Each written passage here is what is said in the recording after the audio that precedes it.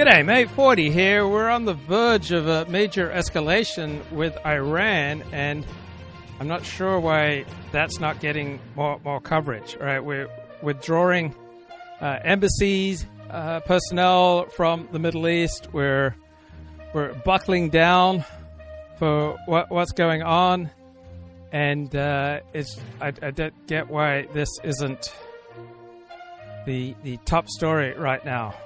But yeah, let's talk about Iran. Mark Alperin's all over talk about Iran. Okay, this is a hugely undercovered story, and I was thinking about it on my own, and then Matthew Bartlett texted me some stuff, and realized why I'm having trouble with there is Matthew. So let's review the bidding. Here's Matthew. Matthew, welcome in. Matthew, amongst other things, besides having deep New Hampshire ruts, you worked in the State Department. Am I right? Yeah, precisely, Mark. Was a Trump State Department appointee first term. Yeah. So over the weekend, the president unexpectedly went to Camp David from New Jersey, not back to the White House, but to Camp David. And it was reported, I believe, first by Axios that he went there to have meetings with his national security team, including the vice president and all the other likely suspects, to talk about Iran. And we know that today, put up number 18, please. The U.S. State Department announced that they were withdrawing all diplomats from Iraq. And there's saber rattling coming from Tehran, from the foreign minister, I believe, some senior official in the Iranian government. And there's also a great deal of concern that the talks for a nuclear accord are falling apart. And the president, in a recent interview, expressed pessimism about the prospect of striking this nuclear deal. And of course, as you all know, this also comes amid lots of conversation about the possibility that Israel, after years and years of thinking about it, talking about it, planning for it, will engage in a military strike against Iran. Many people, or experts, say Iran is much closer to a nuclear device than they've ever been. And no president in the last 5 has had any policy but that Iran may not develop a nuclear capability. And I'll add this, although it's been conventional wisdom for a long time that it's impossible really to strike their nuclear capability without causing World War III or nuclear fallout all over the region that would alienate the West and Israel from young Arabs and Palestinians across the region, Muslims across the region. There's some talk that Israel might now have a plan to do this in a way that would minimize the blowback. Don't know what that would be, but there's talk of that. So the reason I wanted Matthew to come on, and the reason I'm leading with this, we'll get to California in a minute, is I got a lot of sources who've been emailing me and texting me for the last 2 days saying, watch this. Some keying off of Camp David, some keying off of other stuff.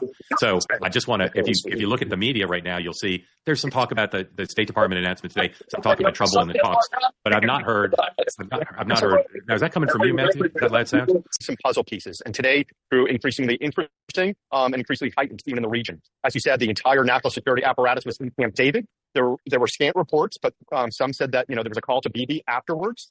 Then you saw President Trump on the New York Post podcast stating that he was losing patience with Iran.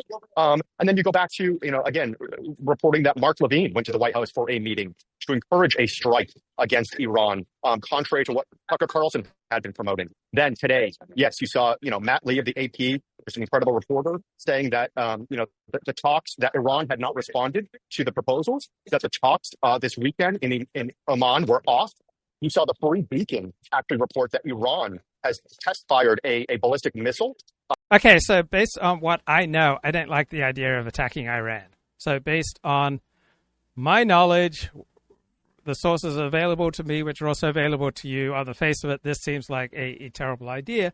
But I got to suspect that the President of the United States has access to more information than I do. You mentioned John Hudson of the Washington Post, his reporting that the region is looking to potentially move or evacuate people out of U.S. bases. But the most interesting nugget that I saw today was Tom Cotton's tweet. Pete Hegseth was on the Hill today. His testimony, Tom Cotton's tweet said today, SecDef,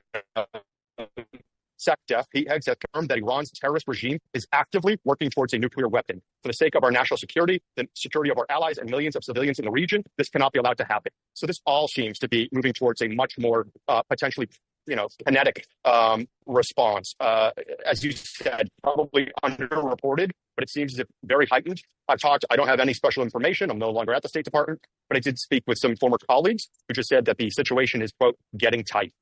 Yeah, Matthew, brilliant connection of the dots. And again, most of what you cited is publicly available, but you've connected it brilliantly. And you and I are both hearing from people. There seems to be something going on. Now, I cannot count on the fingers of both hands the number of times in the last 15 years I've been told by sources, Iran is about to explode. This is about to happen. Israel's going to attack, or Iran's going to attack.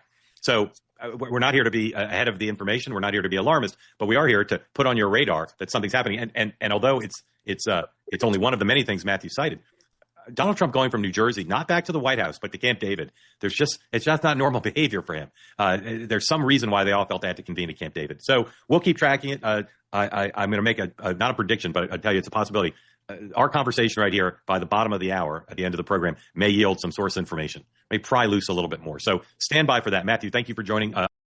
Okay, comment on X that they had to make Trump Fox News style videos for Trump's intelligence briefings because he can't read. Well, I guarantee you that he can read, but he may prefer to process information in video format.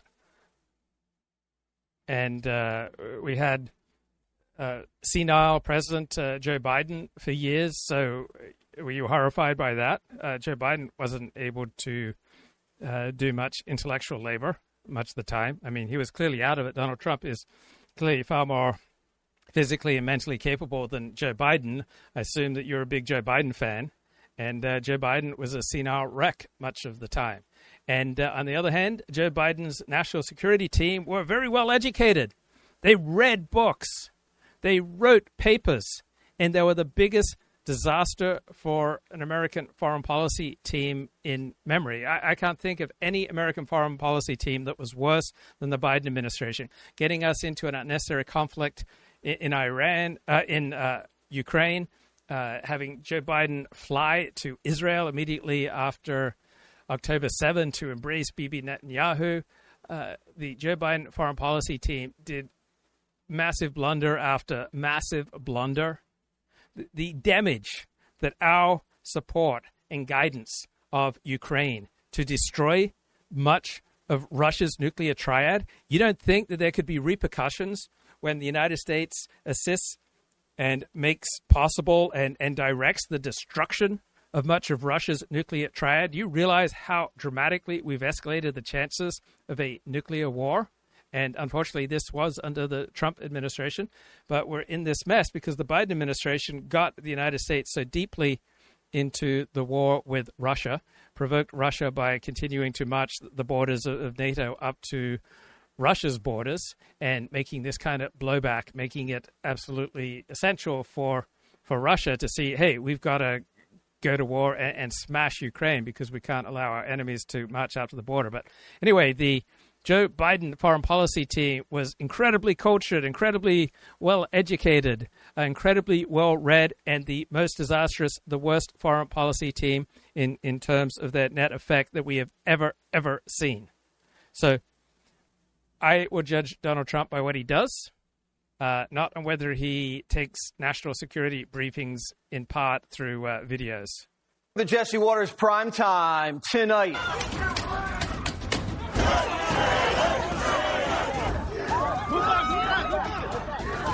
Coast-to-coast riots, but Democrats in denial. I had never thought in my life that I would be seeing this sort of terrorism attack on our citizens. I can throw rubber projectiles with this doohickey right here about 100 miles an hour. A rock? That'll shatter your skull. I want to go to war with federal agents. Close the border and open the insane asylums. If it's about doing it the right way, why the are we arresting people? I have no hard feelings. You know, I was really surprised that happened. Are Trump and Elon back? He feels very badly. Plus, and I got the shirt, but I ain't wearing the shirt when we go out. Just the shirt before the shirt.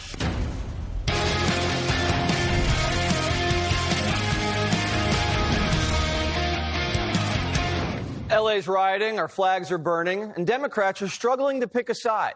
Yesterday, they said it was the Mexican-American War all over again, and they wanted us to give California back. Now they say it's the Civil War. I remember a few stand-ups ago when I talked about what terrorism looks like. This is it.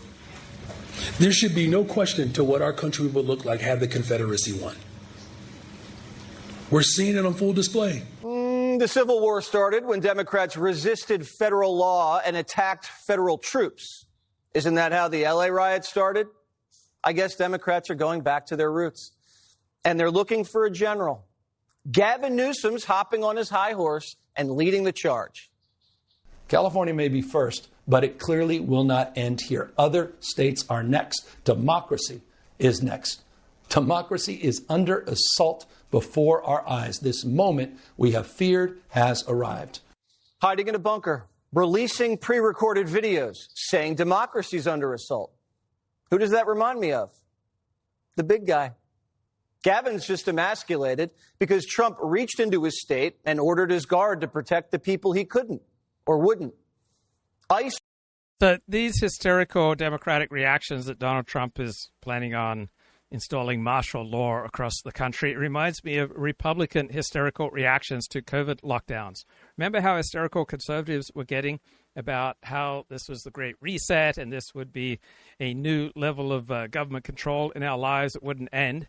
And yet when we got the vaccines, almost all the COVID restrictions started backing off, and now they're completely gone.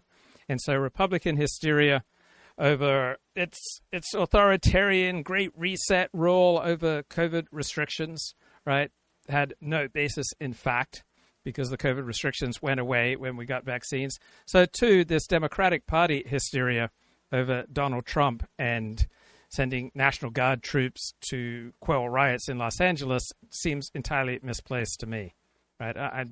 It just seems absurd and just silly. Raids are democracy. That's what the country voted for. Trump's ambassador to Hollywood has had enough of the hair grease. You're a fool blaming Trump. What are you doing for this destruction of these animals destroying Los Angeles? Are you there talking calmly with them, you fool? They would burn you down like they're burning the cars and the American flag with no regard for humanity. This is not about Trump. This is about protecting the people from these animals and criminals trying to destroy us. And our police force, are they supposed to stand there, let rocks hit them and kill them? Who's going to save them? You? You're a disgrace. You're nothing but a lying dog for the hopes of becoming the president one day. Gavin whining about democracy is exactly what got Democrats shellacked last year. The dictator hoax didn't fly. What did? Sovereignty.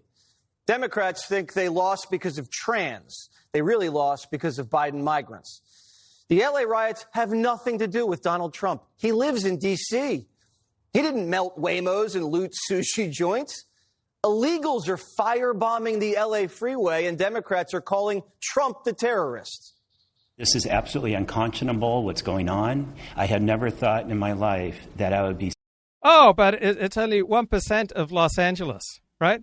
You have a bullet go through 1% of your brain or your heart or some other vital artery, you're dead, right? These downtown Los Angeles freeways, right, is one of the vital veins, one of the vital arteries for Los Angeles, and it was shut down by these riots. Thousands of people couldn't get to where they needed to go. People couldn't get to their jobs, couldn't get to their families, right? Couldn't conduct a normal life because of these riots. And so that only took up about 1% of the total space in Los Angeles is just seems such a silly argument. Bullets only went through about 1 or 2% of President John Kennedy's body, and yet they managed to kill him, right? 1% of your body suffering an impact, right, in the right place, and you'll be dead. And the devastation to Los Angeles from shutting down its freeways and providing businesses with more and more excuses to shut down in downtown LA and to render life as we know it, to render normal life increasingly difficult or impossible for thousands of Angelenos, that seems like a pretty serious deal to me. Seeing this sort of disruption and this sort of terrorism attack on our citizens, on our community. The National Guard's not the one torching cars and waving Mexican flags around on dirt bikes. They called ICE the Gestapo, the police Nazis, and the Right. If these people vote, they vote for Kamala Harris, they vote for Gavin Newsom, they vote for the mayor of Los Angeles, Karen Bass. These are Democratic Party voters who are assaulting police, who are shutting down freeways, who are destroying life for normal, law-abiding citizens. National Guard terrorists. These politicians are actually firebombing their own party. Trump's the only one doing the job. Are you going to arrest Gavin Newsom? Well, he's not doing a good job. You know, arrest, what does that mean? He's not doing a good job. Charge him? Well, in theory, you could, I guess. You know, it's almost like a dissipation of duty. Nobody's ever seen anything like that. Arrest. What does that mean? Well, it means what they did to him. Trump's not going to give Gavin a mugshot. It would make him the nominee. And Republicans... Look, the quality of life in the United States has dropped dramatically since 2020. The massive amount of crime. And you see now why there's a very good reason to believe that much of crime in Los Angeles and other Democratic strongholds is vastly unreported.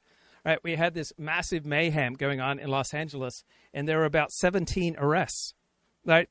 Overall, the LAPD did absolutely everything they could not to arrest people. Right? They arrested the fewest number of people as possible.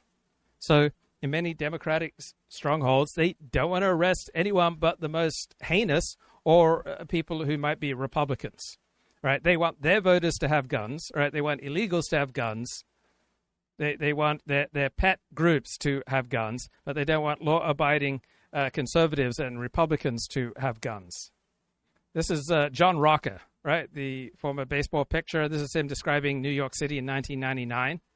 And when he talked about New York City in 1999, most of America was not like this. But Pericles notes on X, however, in 2025, the description increasingly fits large parts of this country. When asked if he'd ever play for the Mets and the Yankees, I'd retire first. It's the most hectic, nerve-wracking city.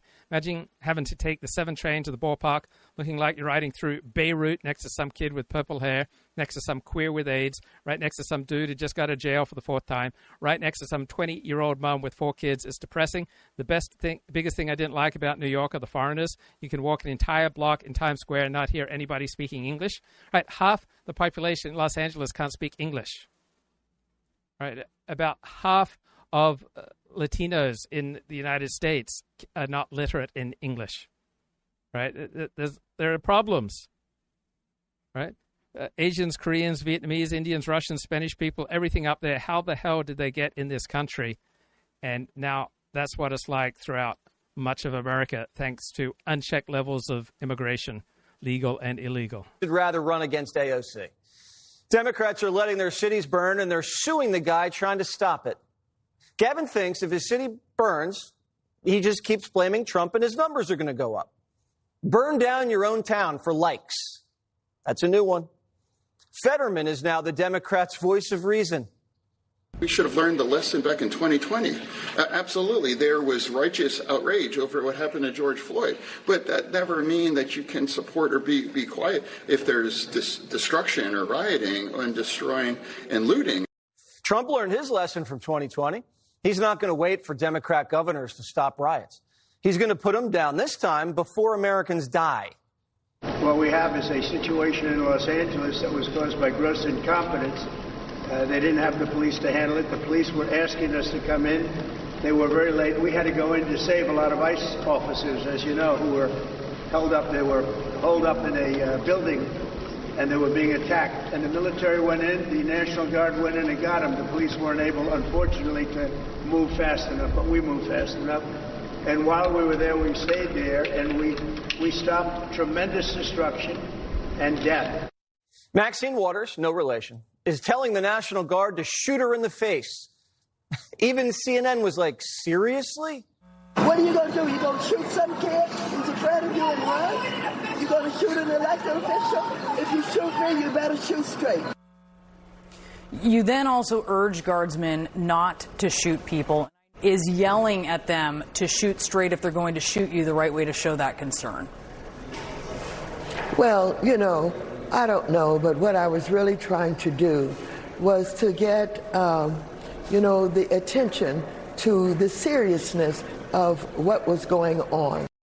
Right, this woman has been egging on riots and crime and disorder for decades, like deeply unhappy person, just like the rioters on January 6th. Right, if you had something to lose, you would not have participated in the January 6th riots. You had to be in a moronic state of mind if you weren't just a straight out-and-out moron to have participated in the January 6th riots. And to participate in these local riots, attacking police, attacking ICE officers, throwing concrete at LA County sheriffs and other CHP. All right, you can't have anything to lose. Anyone who's got a life, anyone who's got a future, anyone who's got hopes and dreams, anyone who cares about their most important connections in their life, like their family, would not act like this. Like Maxine Waters is a deeply unhappy person. She just radiates anger and rage and unhappiness. And this is the type of behavior that you get as a result of people just unable to maintain a normal level of human connection. Maxine Waters just admitted she's doing this all for attention. You're not supposed to say that, Ms. Waters. And the riots have gotten plenty of attention because they're riots. We're all paying attention. And while she has our attention, what's her position on the border or on crime or deportations? CNN doesn't even ask her. Everyone's looking on their phones all day and sees LA up in smoke. MSNBC says it's a cheap fake. The facts are that Los Angeles is calming down, that there are no riots in the streets. The tale of two cities is being told by the media. It's amazing. We know this. We're in this business. But Right. President John F. Kennedy, after getting shot in the head, he was calming down. He was just doing great, aside from his vital organs shutting down. Right? You just need 1% of your body to get hit a certain way, and you're dead. And you just need 1% of a city to get hit, like these riots, and it will have could have devastating consequences. Okay, the most important thing is something big is happening with regard to Iran, and it's not getting much news coverage. So I'm not sure why that is. So my main reason for supporting a military strike on Iran, says a post on X, is to prevent these Islamist thugs from obtaining nuclear weapons. Second reason for supporting it, so we can watch Tucker Carlson go into meltdown, realizing he's about to get a pay cut from Qatar. The Islamist regime of Iran and their TikTok groupies mistook Trump's diplomatic push for a deal as weakness. They're about to learn how wrong they are. The majority of Iranians think like this. Something big is about to happen. Iran will soon be free from the Islamic regime.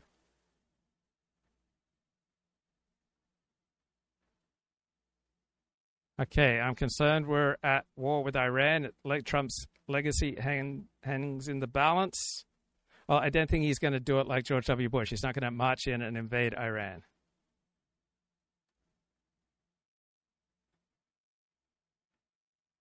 I don't really care if Iran and Israel fight a war. I just don't want it to affect me. We've got Jeffrey Sachs saying it'd be absolutely catastrophic to go to war with Iran. Trump has a clear message with regard to Iran. They can't have a nuclear weapon. We're not going to allow that. All right, something seems to be happening. Massive cyber attacks across the Middle East have started. Iran is attacking Kuwaiti and Jordanian military servers. Wow, Iran just posted this on X. We are ready. There's something going down. Why isn't this the lead story on all TV networks?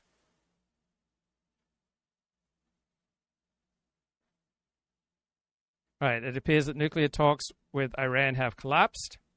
Secretary of Defense Pete Hegseth confirming today Iran's terrorist regime is actively working toward a nuclear weapon. If war breaks out with Iran, what will happen with all the Iranian-backed mosques, schools, and organizations? Right, it's amazing that mosque where the 9/11 attack was planned is still standing.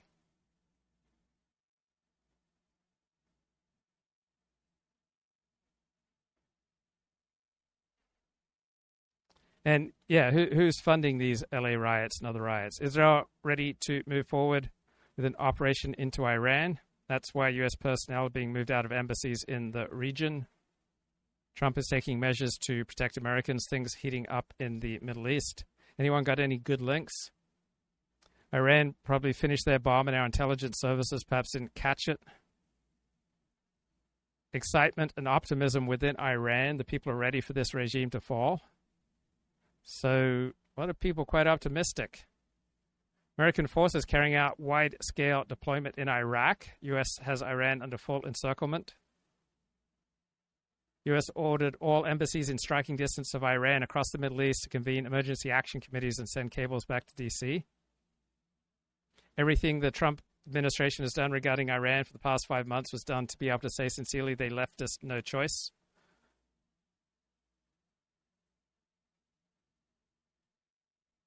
Okay, very important story.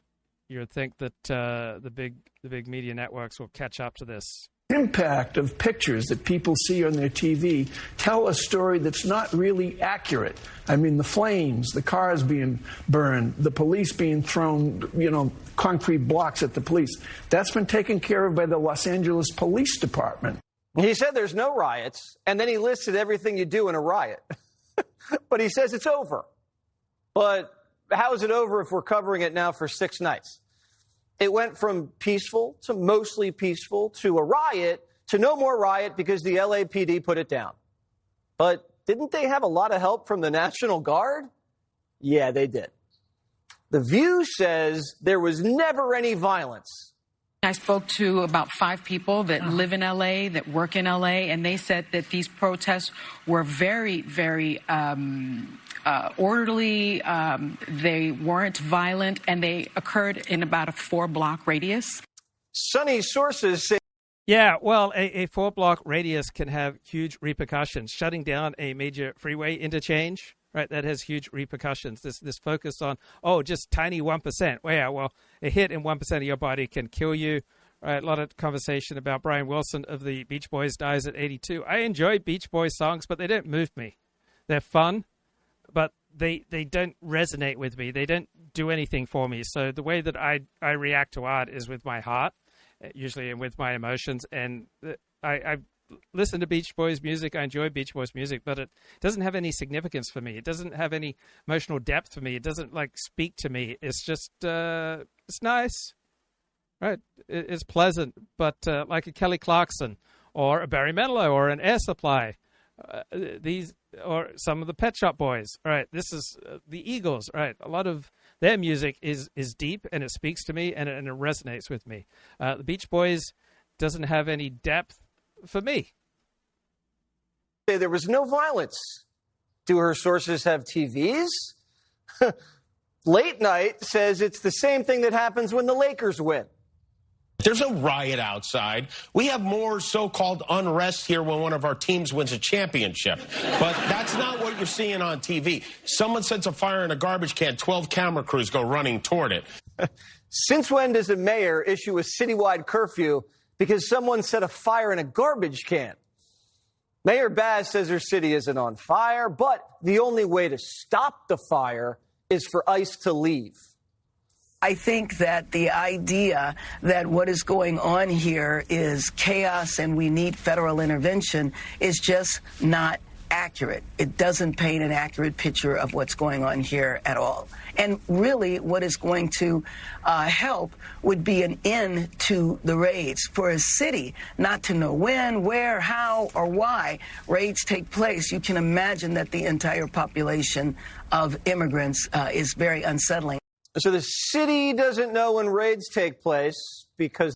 All right, this is just such incredibly dishonest framing. The population of immigrants are unsettled. I'm an immigrant. I'm not unsettled. If you're here legally, if you're doing the right thing, you're not settled. Think about your own life. When do you have high anxiety? When do you worry that you're going to be busted? When do you worry you're going to be fired? When do you worry you're going to lose a friend? When do you worry you're going to be ostracized? When do you worry that you're going to be humiliated, destroyed, damaged, sued? When you're doing something wrong.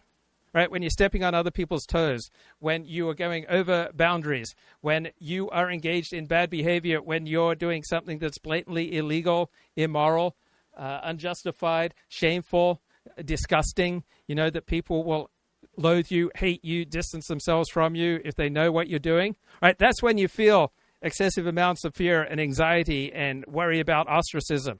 Right, people who are here legally have no fears. Right. I'm an immigrant. I have no fears. But the media just talks about Trump cracking down on migrants or Alabama cracked down on migrants. Alabama did not crack down on migrants. It cracked down on illegal migrants. It's like calling people who steal break and enter into stores and commit massive amounts of theft and looting, undocumented shoppers or rapists. They're just undocumented lovers, right? If they just had a document giving them permission to have that sexual intercourse, then it wouldn't be rape.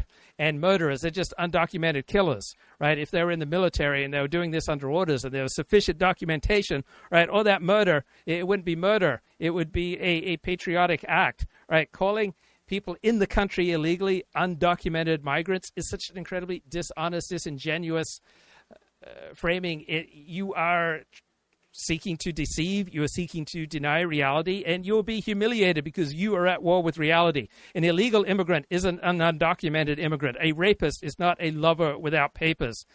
A looter is not an undocumented shopper. Right?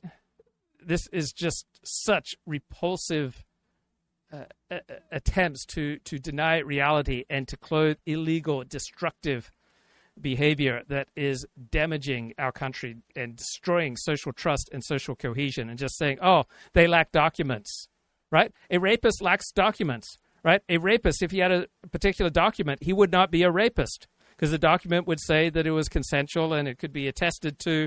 You could have someone sign and it would be a legal document and he would no longer be a rapist. Right? Is that our main problem with rapists, that they simply lack the proper documents? Is that our main problem with murderers, that they simply lack the proper documents? Because if you have the proper documents, you would not be a murderer, right? You would have evidence that what you're doing is not murder. It would just be justified homicide, is justified killing. Looting and breaking and entering, right? If you have sufficient documents, it's no longer a crime. Right, every horrible thing that you can think of, genocide, it's no longer a crime if you have the right documents. Is that the problem with the Holocaust, that the Nazis just didn't have the right documents? Is that the problem with mass murder, mass genocide, mass torture, that they didn't have the right documents? Because if you had certain documents, right, then everything would be considered legal. Right, this fetishization of documents, and if you just did it through the proper bureaucratic procedures, and then everything would be okay.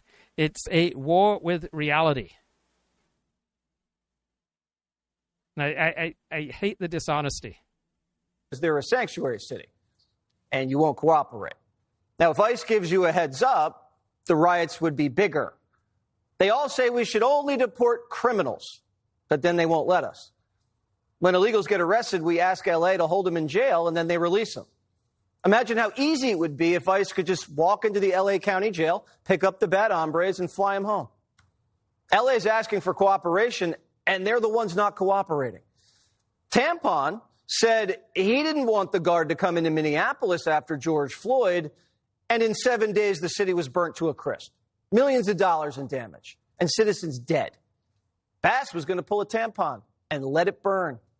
And now she wants taxpayers to bail her out. We are 1 year away from the World Cup. This is about beautifying our city and bringing our city together. And so I am calling on business leaders, community leaders, faith leaders to come together downtown in the next few days to talk about how we are going to clean up the city. Whoa. If there's no chaos, what do you need to clean up? Does the entire city of LA usually come clean up after the Lakers win a championship? No. Karen Bass shouldn't have given her cops stand-down orders. Then Trump wouldn't have had to call in the Guard. And if Trump calling in the National Guard is what causes riots, how are they rioting in Seattle and New York? The Guard isn't even there. But he will call them in if he has to. Most of the country approves. Trump's up 20 points on his Guard move. Look at that. Trump's going to protect cities like women, whether they like it or not. What's the Democrats' solution besides burn, baby, burn? So the Drudge Report is all over this Iran story. So they note that the United States is preparing Middle East evacuations of its staff, that the United Kingdom has issued a rare warning. The Central Command Chief has postponed Senate testimony. The IDF is on high alert. Tehran is testing a missile with a 2-ton warhead. Big things seem to be going down in the Middle East. Give 20 million illegal citizenship? That's what they want. But most of them are just afraid to say it. Stephen A. smells a red wave. The next things Republicans are going to say is, they're for lawlessness, right? They're going to show these images. They're going to say they're for lawlessness. Folks are going to buy it hook, line, and sinker. And their issues of safety is going to usurp any other concerns they have. I'm talking about the voters. And before you know it, Dems are going to lose the midterms. They're not going to regain any seats in the House or the Senate. And Trump will be able to operate with relative impunity to 2028. Tulsi Gabbard is the director of national intelligence. All right, Tulsi, if you have foreign nationals saying... Okay, so keep an eye on this Iran story. Any developments there? That's obviously the most important story in the world right now. An old friend of mine, a good friend of mine from high school, was on the Mark Halperin have their show. narratives. The Democrats continue to say Donald Trump wants to declare martial law and deport everybody's favorite seamstress. The Republicans say that the left is too tolerant of terrorism or violent acts against law enforcement. We've talked about the sort of broad issues a lot, but I'm grateful and delighted to have with us now two people who understand California better than I ever will. Here's Rob Stutzman, longtime Republican strategist and expert on everything Golden State. Rob, tell people, how long have you lived in California? Where do you live now? And as I bring our other guest in, just your overview. Okay, so we went to high school together. He wasn't fat in high school, but Rob was always a very good social guy. Right. I never met anyone who disliked Rob Stutzman. He was always a conservative Christian. He is someone who benefits from our institutions and who knows how to play the game with institutions, who's willing to color just within the lines, to follow the direction of people more powerful than him, to make connections with people more powerful than him, and to play the conventional game. He is a passionately anti-Trump Christian conservative Republican consultant. He worked for Governor Arnold Schwarzenegger, and he's all on board with immigration. View of where you think we are with the governor, the mayor, the president, etc. Third generation Californian, born in the South, which is why I'm a Dodger fan. So he was 2 years below me at Placer High School, and he was the sports editor of the high school newspaper when I was the editor. And pretty much grew up in the And then he succeeded me as editor in 85, 86. North, why I'm a Niner fan. Live now in Sacramento, right here in our state capital. Where we're at the moment is... So he's pretty much lived all his life in the Sacramento area. Interesting, as you delineated... And he's always played within the bounds of conventional conservative Christian politics. With what's going on the Hill today, everyone can find the narrative they want. Each side can find their hero in this. It's almost like it's a partnership, pro wrestling partnership between Trump and Newsom, so they can give each other what they need, which is an opponent. Where it goes from here, though, I think it's very much a sense of, well, are we going to see Marines actively in the field with... The biggest problem in this country is declining social trust and social cohesion. So his even-handed, on the one hand this, even that, it's just not apropos to reality. Right? We have had dramatically plunging social trust and social cohesion in this country because of an enormous amount of crime and an enormous amount of immigration, legal and illegal. And Stutzman is a Christian and a conservative and a traditional National Review type Republican. He's down with diversity, which means the less we have in common. And as a result of all the diversity, meaning we have very little in common, half the people in Los Angeles can't speak English.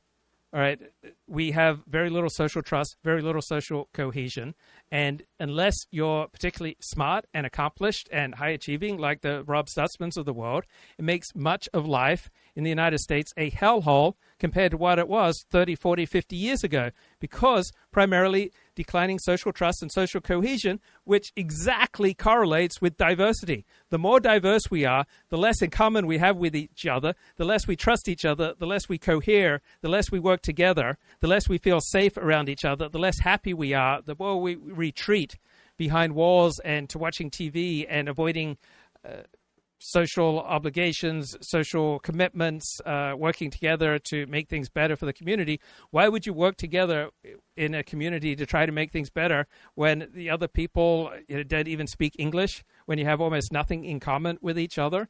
And Rob Stutzman is all on board this destruction of social trust and social cohesion. And he thinks diversity is great. and it's destroying this country so that we have nothing in common with our fellow citizens. ICE units on enforcement actions, or... But there is a tremendous amount of money for articulating his pro-immigration, pro-diversity point of view. All right, the people with money, the businesses with money, the NGOs with money, right? The way to make money as a political consultant is to push the pro-diversity, pro-immigration line that he pushes, right? There is a fantastic haul of money to make, right? Lobbying on behalf of those forces that are destroying our country. But it's really good for those who have the money and the success to keep the disorder at bay. It just sucks for normal Americans. It just destroys this country. It trashes this country. But hey, you can make a buck. Is this going to start to calm and back down a bit? That seems to be the crux of it. The images are going to matter, right? It's just narratives and images, and it's just calming down a bit. No, it's not calming down. We used to have in Los Angeles a place where you did not need to lock your door at night. You did not need to lock your car doors, right? Into the 1960s, right? Los Angeles was overwhelmingly a law-abiding county. And that has been destroyed by the immigration and diversity that people like Rob Stutzman push, promote, lobby for, get paid for. And it's destroying our country. It's an absolute cancer. It is poison. And he has been promoting and pushing and lobbying for and endorsing and delivering this poison into the veins of the United States, in particular California. This week is the guy waving the flag on top of, around burning cars, Mexican flag. Right. This is just all amusing to him. He's above it all. As the country burns, he's above it all. Right. He takes the 30,000 foot level. America is crashing with declining social trust and social cohesion. And not much evidence that this can possibly turn around. We can staunch the damage. Right. But the quality of life in this country has been trashed by people like Rob Stutzman. That's the image that the White House wants. It's a terrible image for the...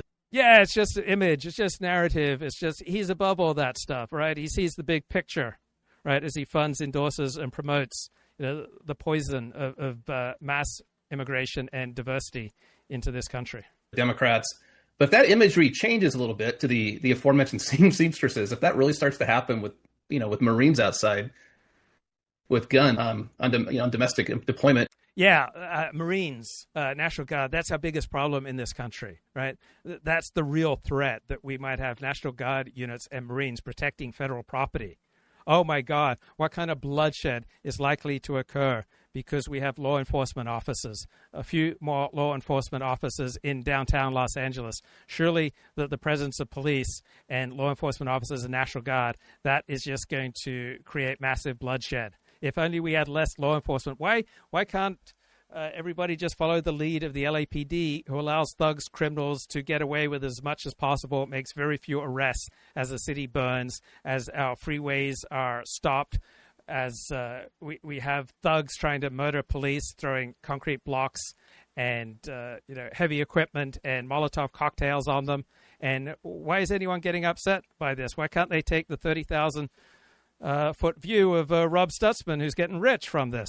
I don't know. I don't know exactly where that narrative may shift. There's no comp for it, really, in American history. Right. All right. Thank you, Rob. And again, grateful for joining. Also grateful to Lisa McCree. No comp for it. We have had massively declining social trust and social cohesion since the 1965 Civil Rights Act and the changing of America's immigration law, promoted by people like Rob Stutzman, who think diversity and massive immigration is wonderful because then we'll have less in common with each other. And we all know how good the quality of life is when we trash the country, we have nothing in common, we can't cohere, we can't trust each other, we have very few incentives to work together, how wonderful that is. And so we invite the world here, we invade the world with pointless invasions of Iraq and Afghanistan. We spend trillions of dollars on these pointless forever wars that people like Rob Stutzman support. And then we bring it home, right? And then we bring those immigrants home, we destroy their countries, and then we invite them to this country so that they can destroy us, right? Let's bring in more people from shithole countries, right? That's Rob Stutzman's approach. Thank you for joining. My former colleague at ABC News. I was in charge of getting her coffee and making sure her faxes were pressed nice and smooth. And she pretends to be a journalist. This is her entire pose. She's a journalist. She's just a truth seeker. But she loves the term undocumented migrants, right? Incredibly dishonest, right? Incredibly duplicitous, incredibly sanitizing of the situation. Would she call rapists undocumented lovers? Would she call looters undocumented shoppers? Would she call murderers just undocumented killers? Right? But her pose is she's just seeking the truth. Smooth. And now Lisa lives in the Southland and host of LA Times Today on Spectrum One, covering the greater Metroplex. Lisa couldn't be happier to see. I know you were just talking, and Rob, you brought up the military presence. You know, it is very rare that civil disturbances necessitate a military. There are all sorts of disturbances that necessitate a military response. Tornadoes, civil rights, right? If we brought the military out to enforce the pro-diversity, right, anti-traditional American agenda, then she'd be celebrating. Rob Sussman would be celebrating how great it is that we're bringing in law enforcement and the military to enforce my pro-diversity agenda, right? She'd be cavelling. She'd be thrilled, right? If only we had another pointless war in Iraq, another forever war in Afghanistan, people like Rod Sussman would be thrilled. Military response, right? And there was an act, it was called the Posse Comitatus Act of 1878 that was specifically... Well, yeah, so she wants to, like, these people love documents and want to pretend that they're just all about following the law. Well, Donald Trump has nationalized the National Guard, said in the National Guard, following the law, and court challenges to what Trump has done have failed. But she's very interested in the paper of all this, right? People are trying to murder cops, shutting down freeways, destroying life in downtown Los Angeles, but she's all about the 1878 Posse Comitatus Act. Written to prevent the misuse of military powers in civilian affairs. Right, and what could be a bigger misuse than cracking down on rioting, on murder, on disruption of freeways and streets, preventing ordinary, hardworking Americans to get to school, perhaps having some spillover effects. You really think that people would be just as likely to murder, to rape, to terrorize, to beat people up, to destroy public property, to destroy private property, to loot and to steal, right? If there are U.S. Marines around, if there are National Guard units, that defies common sense. You would have to be so rabidly devoted to a particular agenda that you are in active war with reality to deny that the presence of National Guard or U.S. Marines or any other military force or law enforcement officers, that the presence doesn't have some deterrent effect on people who are bent on murder, torture, rape, destruction, theft, looting, and destroying our country. You seriously think the looter, the rapist, the murderer, the thug, right, is just as eager to get to work at raping, looting, and murdering when there are U.S. Marines around? Right, you are in such denial of reality, it is mind-boggling.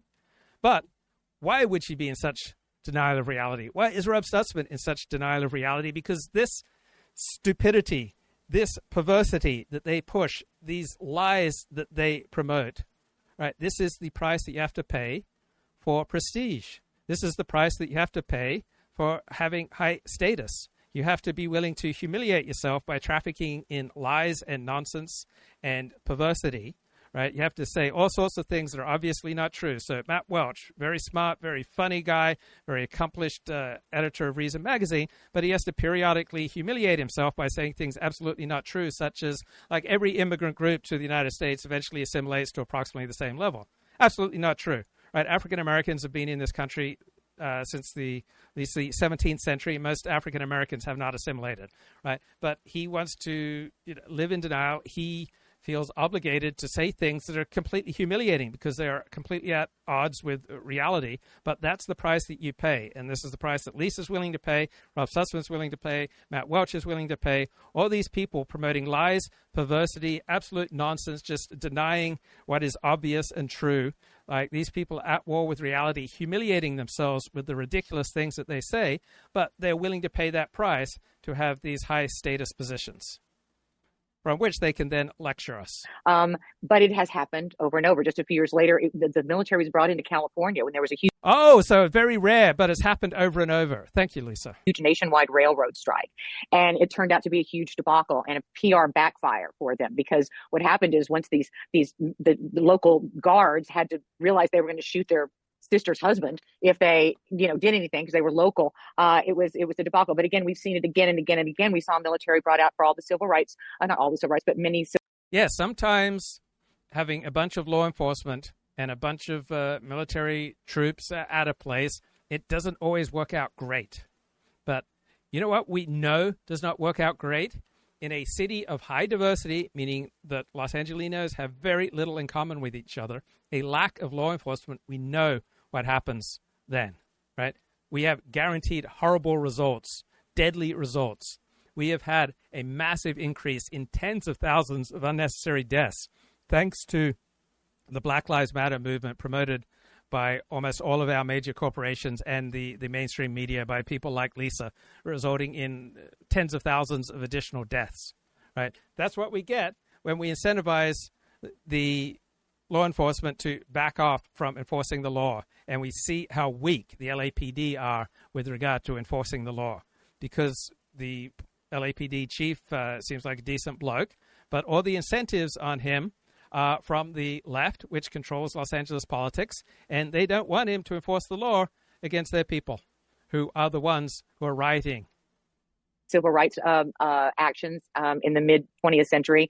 Of course, in 1965, we had the Watts riots here in Los Angeles. The military came, and there were 30 people killed, 2/3 of them by police and guard. We had the Yeah, and they were killed for no reason, right? They were just sitting there being good Samaritans and reading the Bible and helping people, and the military just killed them for no reason, right? I don't buy it, all right? The military and the police were protecting themselves against thugs, looters, rapists, and murderers, right, who are intent on doing harm to innocent people.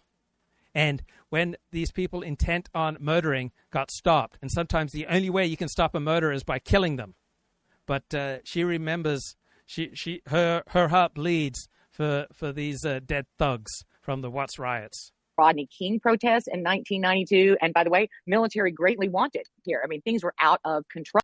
And comment in the chat, segregation today, segregation tomorrow, segregation forever. Yes, because whenever people have a choice, they overwhelmingly choose to segregate themselves, right? Particularly when people have kids, when people have to be serious, when people are married, when people are building up businesses, right? When people have something to lose, they overwhelmingly choose to segregate themselves whenever they have that opportunity. That is how it has always been in human history. That is how it is now. That is likely how it will always be. People naturally segregate themselves to people like themselves. Role on the streets of LA. And then we remember, Kent State, right? When the military is called into a college campus. Yeah, amazing. Military is called into a college campus. The military gets attacked by these kids and they fire back. It's a really stupid, dumb, bad, idiotic idea to attack people who have guns. Right? Don't do that. If you do it, you're taking your life in your hand. It was for Vietnam protest and 4 dead in Ohio, as Crosby, Stills, Nash and Young wrote. So those are times when it's happened before. Yeah, and how many dead would we have had if the National Guard didn't fire? How many dead would we have had in the Watts riots if the police and the military didn't fire? Right? She focuses on the dead from the military and the police taking action. How many thousands of people would we have dead if law enforcement backed off in the face of widespread looting, thuggery, murder, torture, rape? Does this event rise to that occasion? We had a major freeway interchange blocked off, right? We had thugs trying to murder CHP officers, right? And she's going to say, oh, it's only 1% of Los Angeles. Well, a blow to 1% of her body would kill her. Would she be down with that? Is there anyone that she cares about? Would she be down with them receiving just a blow to 1% of their body, which would kill them? Right?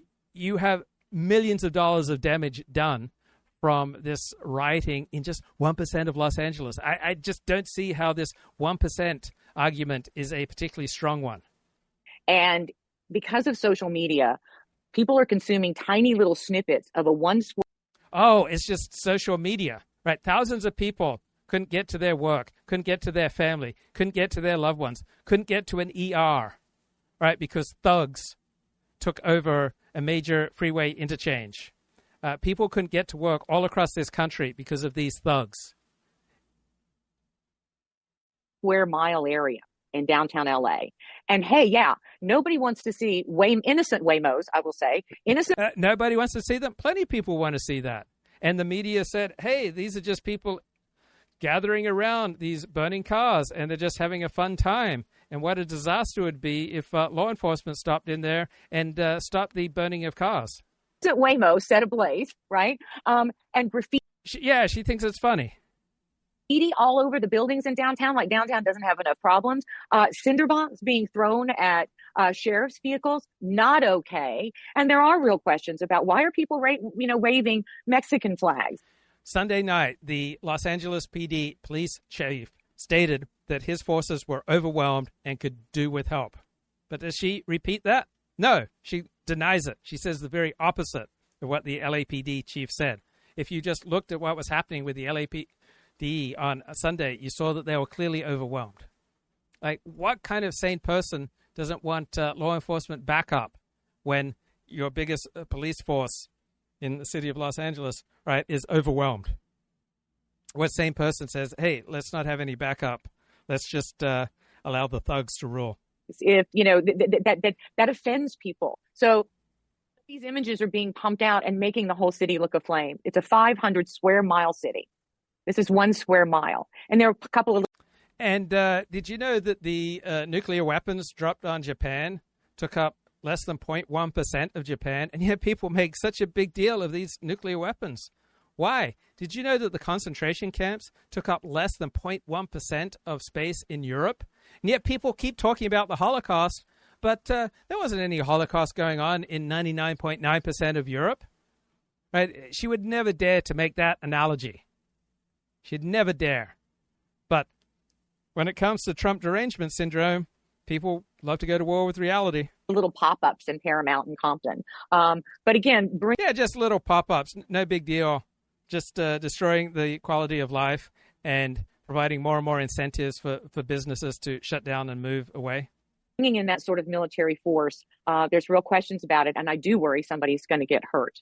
Yeah, brilliant. Start off, if Gavin Newsom wanted to take on Donald Trump and loves the attention, he has 100% gotten it. Take a look here. Google searches of Gavin Newsom with Donald Trump. Get this up. 9,700% versus a week ago. More folks are Googling Gavin Newsom's name with Donald Trump than ever before in Google searches dating all the way back since 2004. Donald Trump was able to make a name for himself through The Apprentice, through all of his business ventures. He is now making a name for Gavin Newsom, who seems more than willing to relish in this fight. What are the numbers? Enough of Harry. Lisa, how... Yeah, so Gavin Newsom thinks this is good for him. It's terrible for California. It's terrible for L.A., but Gavin thinks it's good for his political prospects. How would you appraise how the governor's doing for his constituents? Forget the politics in 2028. How do you think he's doing for his constituents? But you can't forget the politics because he's a politician, and it's all politics, images and all that. Gavin Newsom is doing what he needs to do. Karen Bass is doing, she has to stand up for the city. They're doing what they need to do. So apparently, according to Lisa, what they need to do has nothing to do with the welfare of Californians, the safety of people in Los Angeles, the smooth operation of vital infrastructure. Right? What these politicians have to do has nothing to do with that. City of LA and say, hey, this is an overreaction. I honestly left it in the hands of sheriffs and police who were trained in civil disobedience. So let me rewind this. Power to manipulate. State Guard has been federalized by the presidency. It changes your power to manipulate it. So listen, I just think everybody wishes that they'd left it in the hands of sheriffs and police who. Right. So the Los Angeles police chief on Sunday night clearly stated that his forces were overwhelmed and that they could do with help. They could do with backup. They could benefit from the National Guard. Right. And so everybody wishes that they leave it in the hands of an overwhelmed police force. Yeah. Those who want rioting and looting and thuggery to burn out of control, they wish it. Right. She might wish it. Right. But any sane Los Angelino does not wish it. Right. The LAPD chief, very clear Sunday night that his forces were overwhelmed and that he would benefit from extra forces. Were trained in civil disobedience rather than military, because I do worry about collateral damage. All right. Right. We need them trained in civil disobedience so that they don't start mistakenly arresting people committing crimes. Right. That's what she means by trained in civil disobedience, because in Democratic-run cities, the police are trained to deal with civil disobedience and not arrest people. And God forbid that we start having law enforcement officers or military or National Guard start arresting people for committing crimes. How horrible would that be? All right, Rob, here is Donald Trump in an interview with Miranda Devine, who will be amongst my guests on. It doesn't go to San Francisco or Los Angeles. It's way short because it was too expensive to go in. The whole thing is crazy. It is the worst run, one of the worst run places. We have a lot of them. In almost all cases run by Democrats.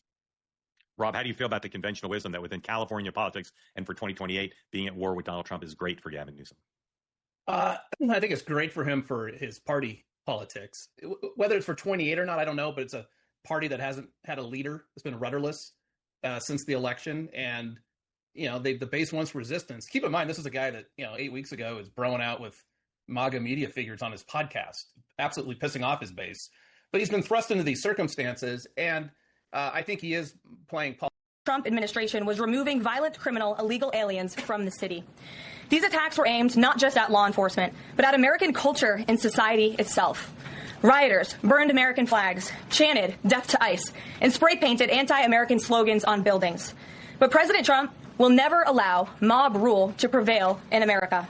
The most basic duty of government is to preserve law and order, and this administration embraces that sacred responsibility. Democrats like Governor Gavin Newsom and Mayor Karen Bass shamefully failed to meet their sworn obligations to their citizens. They didn't have the courage to do the right thing and protect law-abiding Californians from rioters. That's why President Trump deployed the National Guard and mobilized Marines to end the chaos and restore law and order. The mob violence is being stomped out. My first question. Go ahead. But no, I have a question for Rob. Okay. Yeah, go ahead. And I'm not going to do the whataboutism about January 6th. We all know it in the back of our heads. Okay. But Rob, I want to ask you, the Dodgers downtown over the weekend, I've seen worse when the when the Lakers win, but you don't have law enforcement officers generally attacked there. All right. What started all this is that ICE officers were attacked, and the LAPD apparently took 2 hours to try to protect them. All right. The reason that January 6th was such a big deal is it took place in the political heart of the United States of America. Right. If it had taken place in a cornfield in rural Iowa, January 6th wouldn't have been such a big deal. And yeah, there are riots and cars being burned after sports celebrations, but you don't usually have the crowd directing its ire primarily at law enforcement officers. That's the difference, right? It's all context. It's all where it's happening, how it's happening, and against whom is it happening, right? It seems to me obvious, but Lisa doesn't really get it. Dodgers blow a playoff, right? I mean, or when the Lakers win. Yeah. Or when the Lakers win. There's this little tiny crazy. Yeah, she thinks it's no big deal to have these kind of riots, freeway interchanges blocked, gangs trying to murder police officers, right? Massive graffiti, destruction. She thinks it's nothing. Amount of people, right? Like who take to the streets. Not to say there's not righteous anger and indignation about these raids, especially people who are with paper. Yeah. She thinks that these raids are righteous, right? People with paper, right? People who are here in the country legally have nothing to fear, right? It's only people who are in the country illegally, and the Secretary of State has the right to decide if someone who is here legally but is not a citizen, but is here on a green card, perhaps they lied on their application, but they're now deemed a threat to the security of the United States of America, get rid of them.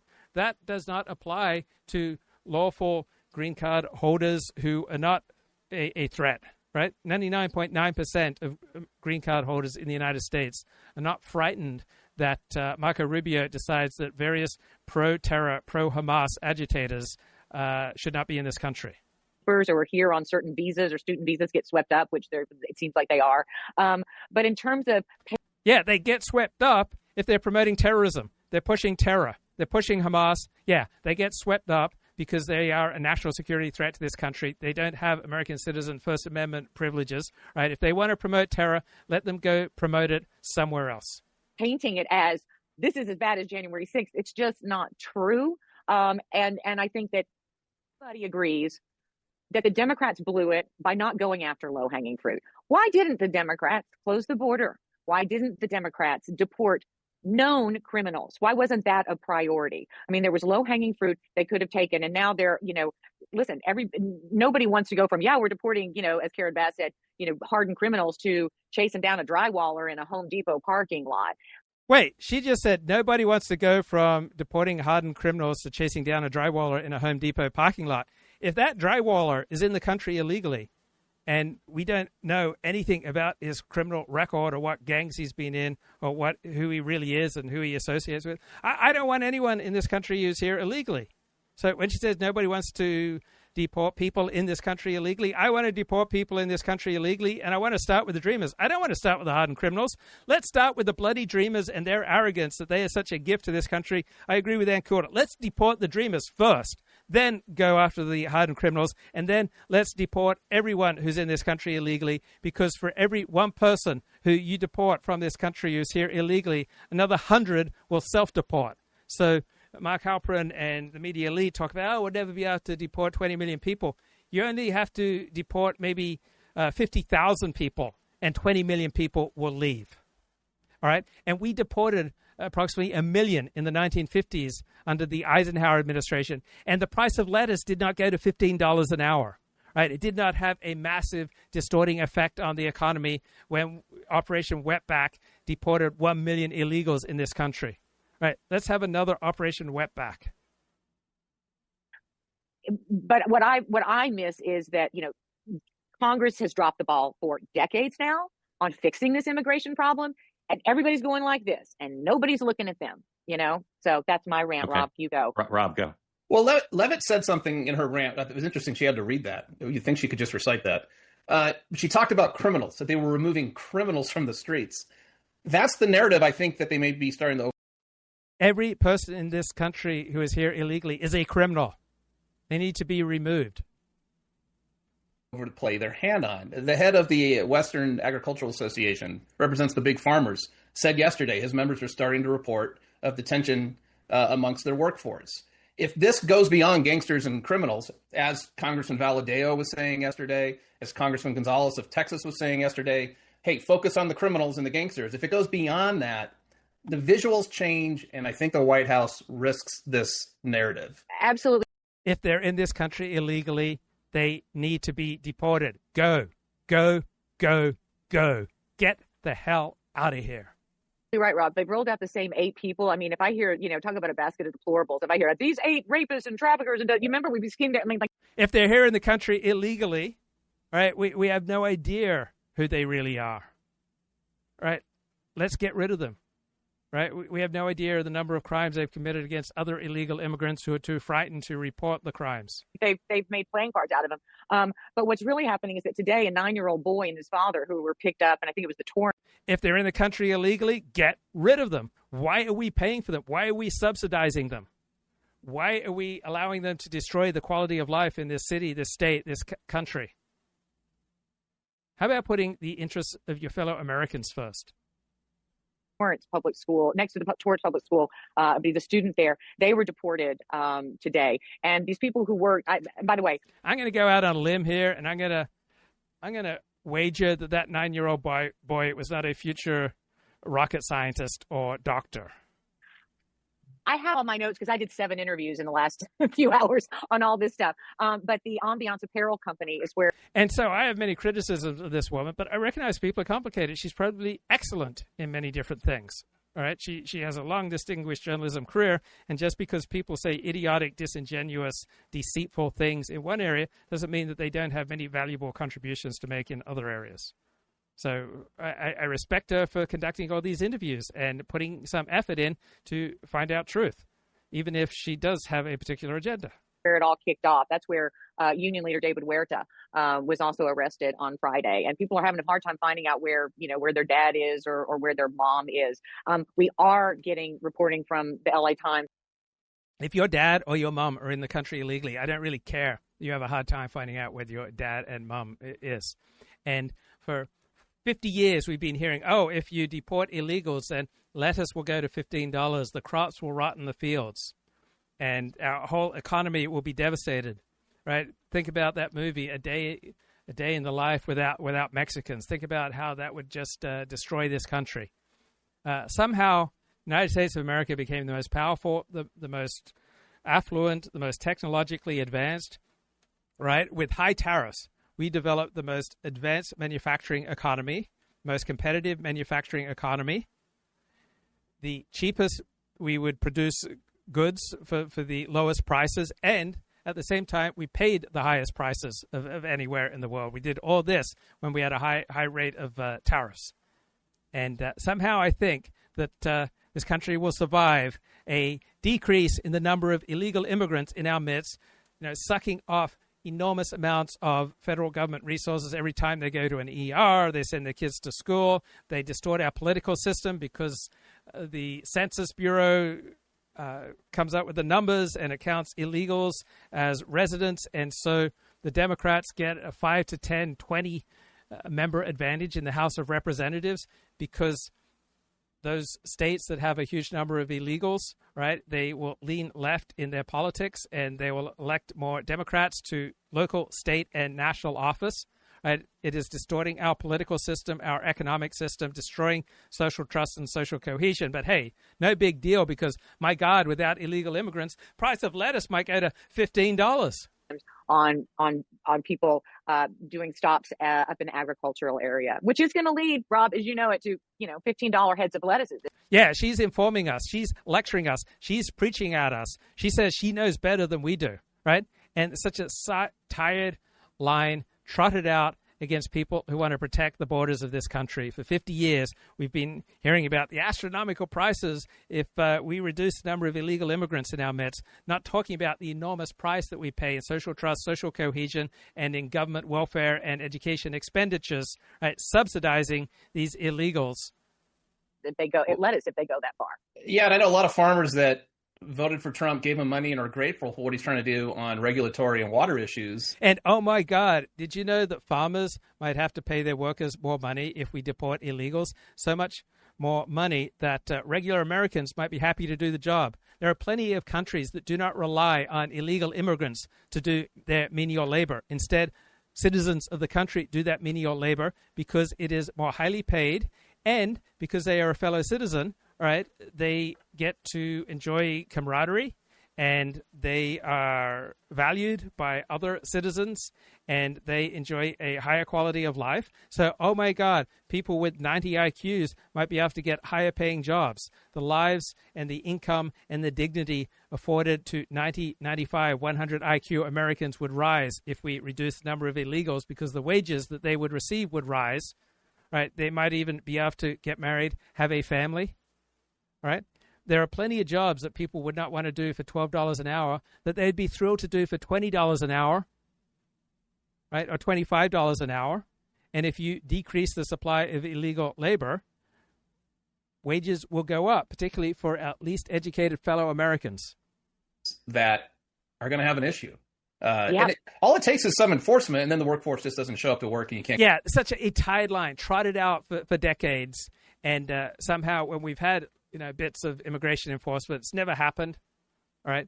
These farmers, these employers will have to pay Americans a little bit more. Oh, that would be the worst thing if our fellow Americans got higher wages, if our government resources were directed towards helping Americans rather than illegals. Right? Wouldn't that be awful if we could afford higher quality health care, higher quality education, higher quality life, higher quality public infrastructure, because we no longer have illegals tearing our country down, and Americans getting higher wages and having the ability to lead a life of dignity and to get married and have kids, right? These guys hate that. They hate the idea that Americans with willing to do menial labor for $20, $25 an hour, they hate that idea. It just fills them with loathing and disgust. They want a permanent illegal class that they can take advantage of and employ as their nannies and to shine their shoes and to do their menial labor, because God forbid that their fellow Americans might earn a decent wage doing menial labor, which is exactly what would happen if we decreased illegal immigration. But these guys love the large, permanent, illegal underclass who can serve as their nannies and their gardeners. Can't get the crops in, and yeah, the downstream consequences of that are obvious. The economic impact. Yeah, it is obvious. Americans will get higher wages, will have a higher quality of life, will have higher quality government services. And we'll have more social trust, more social cohesion, we'll lead higher quality lives. Everything will get better for Americans. But they're not particularly concerned about the welfare of Americans compared to their ideological dream state, fevered dreams of the beauties, non-existent beauties of diversity and mass immigration. California is huge, Mark, and you can't. It's not just the people. Yeah, it's just a huge impact, right? What do you think the average IQ of the illegal immigrant is, right? Probably around 90, and people with an average IQ around 90 are usually going to suck in far more government resources than they pay back in taxes. So why do we want to subsidize this low IQ criminal illegal caste just so that people like Rob and Lisa can have cheap nannies and cheap gardeners? People who might not have paperwork to be in this country, who are scared to go to their seat. Oh, they might not have paper. What incredibly dishonest, disingenuous framing. They're in the country illegally. Is the rapist a bad guy simply because he doesn't have the paperwork to show that he's not a rapist? Is the looter and the thug and the torturer and the murderer, are they bad guys simply because they lack paperwork that would get them off a criminal charge? Seamstress job or their landscaping job or whatever. According to USC Dorn's Live, there are 2 million immigrants in LA County. 2 million immigrants. So if they're legal immigrants, they have nothing to fear. If they're 2 million illegal immigrants, we will enjoy a much higher quality of life if we can get rid of them. Move them out. Million who live in mixed status households. And they are worried that even if they... Well, their mixed status legal members of their household can move with them to Honduras, Guatemala, China, wherever you want to go. Just get the hell out of here. They have papers and go out. I have a housekeeper like this. That if somebody... Oh, she has a housekeeper like this. So she's saying that either her housekeeper is illegal or members of her housekeeper's household are illegal. All right? She loves this, right? Because she gets that low-wage, permanent underclass to serve Lisa and to do all the menial cleaning work that she doesn't want to have to do. And God forbid we reduce illegal immigration.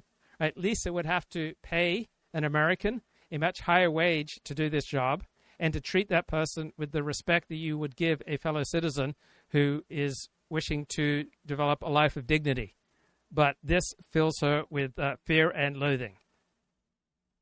Stops him at the stop sign and says, right, she wouldn't have the pet class. These guys wouldn't have the pet class to advocate for if we got rid of these illegal immigrants. I need more paperwork from you, and they take them back home. They might take a... Yeah, it's just a matter of paperwork. Murder, rape, torture, illegal immigration, right? Every horrible thing you can imagine. Theft. It's all just a matter of paperwork, right? Many people accused of theft, if they simply produce the right paperwork, it will show that they are not guilty of theft. So for her, all these horrible things are just a matter of paperwork.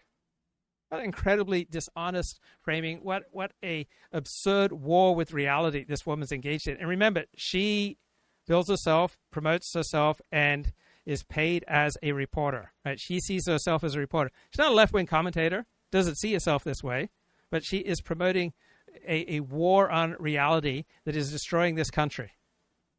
Abuela away. Like, no kidding. I mean, because there are grandparents. Yeah, if Abuela is in the country illegally, she is, in all likelihood, a massive drain on this country, people like her, destroying social trust, social cohesion, driving up housing, right, diminishing trust between Americans because we have nothing in common with each other. Right, let's get that illegal Abuela the hell out of here, even if it means that Lisa might have to pay an American to clean her toilet, even if Lisa has to pay her house worker a little bit more money and perhaps treat that person with a little bit more respect.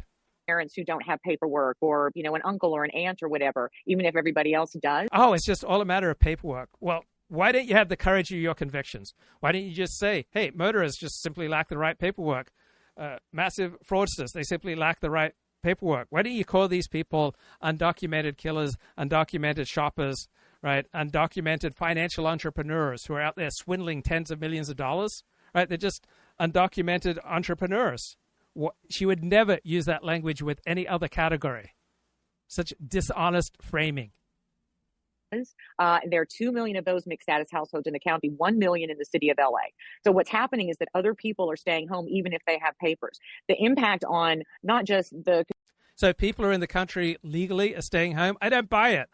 I do not buy it. Right?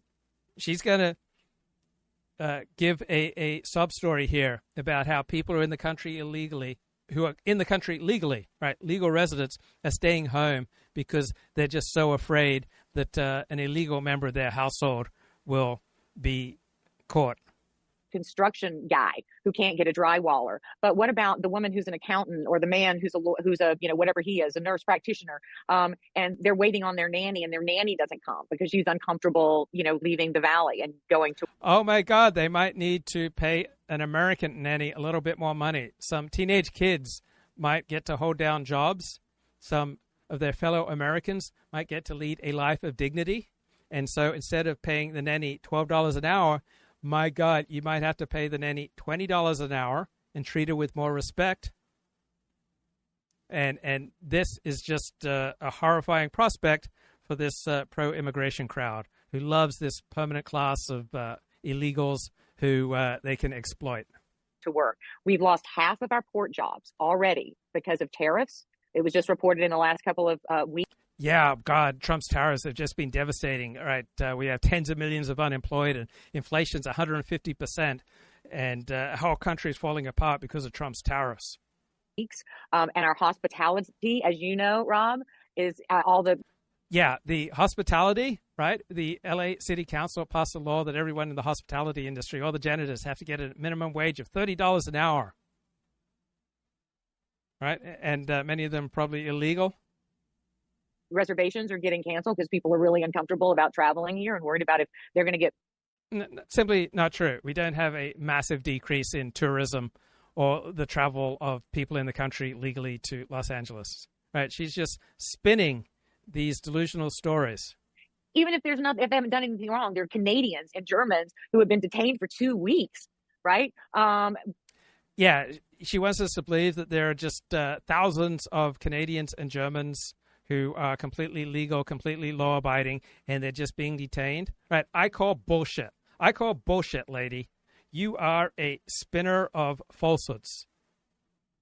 Yeah, there may be 17, right? God forbid. There aren't thousands of these cases. And only to find out, well, okay, now you can go, but who wants to do that, So it's the economic... Yeah, if you follow the law, you don't have anything to worry about here with regard to Trump's immigration enforcement. But yeah, if you want to live a life of criminality, coming into this country illegally and staying here illegally and sucking off the system illegally, then you have reason to feel anxiety. Economic pile-on for California is going to be big, and Newsom should be talking about that. Yeah, and he did a little bit in the address last night, but you're right. It's not as front and center as it might be. Rob, I normally am against hypotheticals, but I want to give you one. What if the Speaker of the United States House was still a Californian? What do you think he'd be saying about all this? I think he'd be publicly what he'd be saying is what he would need. Or she. Yeah, so Rob and Lisa believe that Republicans privately hate Donald Trump and privately agree with them, and they're privately part of their reality community, but they're just too scared by Donald Trump to say the truth. I mean specifically Kevin McCarthy. You mean Kevin? I know. He'd be saying what he needed to support his conference and support Dear Leader, but I think privately there would be a lot of urgent caution. I alluded to Valadeo. This, look, it's it's only a few seats. There are enough seats out there where this could be the defining issue. Yeah. Ballard spoke out in Florida, I believe, as well. It's like you really got to be careful. Oh, God forbid that Republicans do something brave, and even possibly there might be a downside to doing something brave. Wouldn't that be awful? I mean, God forbid. This supposedly is the worst thing in the world. Right, a little bit of common sense on Adam Carolla. Engage, but when people are saying, the escalation, it's getting to a point where the escalation is them not engaging the rioters because it's just giving them this sense of we can do whatever. Right, this is the point that Lisa didn't think about. Right, Kent State, right? National Guard killed 4 students. How many people would have been dead if the rioters were allowed to operate without any check? And she brings up the police and the military and the Watts riots killing 30 people. Well, how many people would be dead if the police and the military didn't use deadly force to put down the Watts riots? For the F we want. And as you can see on screen, this is the result. Bars are being broken into, gas stations, parking lot kiosks burning down. So it's really getting out of control. And for all the people that are saying, well, this is just downtown LA, this isn't widespread. It's like, listen, LA is a big place. Most people in LA were having a normal Sunday, but that has nothing to do with the havoc and the terror that the people and the citizens of downtown LA and adjacent cities are experiencing. Yeah. Have you been sick? Right. Has your back gone out? Right. Have you become more vulnerable? All right. When you're strong and connected and rich and powerful, you're not going to fear this disorder. But when you're weak, when you're vulnerable, when, say, your back goes out on you, and yet you have to navigate public transport, public spaces, and you have to get to work, you're living paycheck to paycheck, right? And not being able to get to work could mean that you lose your apartment, right? I mean, the sad thing is a show of force is really what these people need, because they will just do as much as we let them do. And people basically treat you how you train them to, and thugs and criminals and murderers and torturers and rapists, they will do as much as they can get away with. We get to choose how much crime we have, how much murder we have, how much raping and thuggery and looting and torture we have, by how much and how long we punish these bad guys. You know, it's now gone weird with the Democratic politicians that have to sort of take their side. I mean, I basically said, look, I just spent 4 years being lectured by Democrats that there was no National Guard for January 6th, and Trump should have dispatched a National Guard because that would have prevented all this.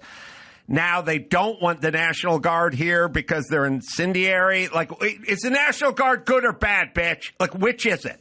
Which is it? It could have prevented the greatest attack since Pearl Harbor, which, by the way, Pelosi should have okayed the National Guard, and Miriam Bowser should have okayed the National Guard 3 days ahead when they got the information that we conveniently forgot about. But okay.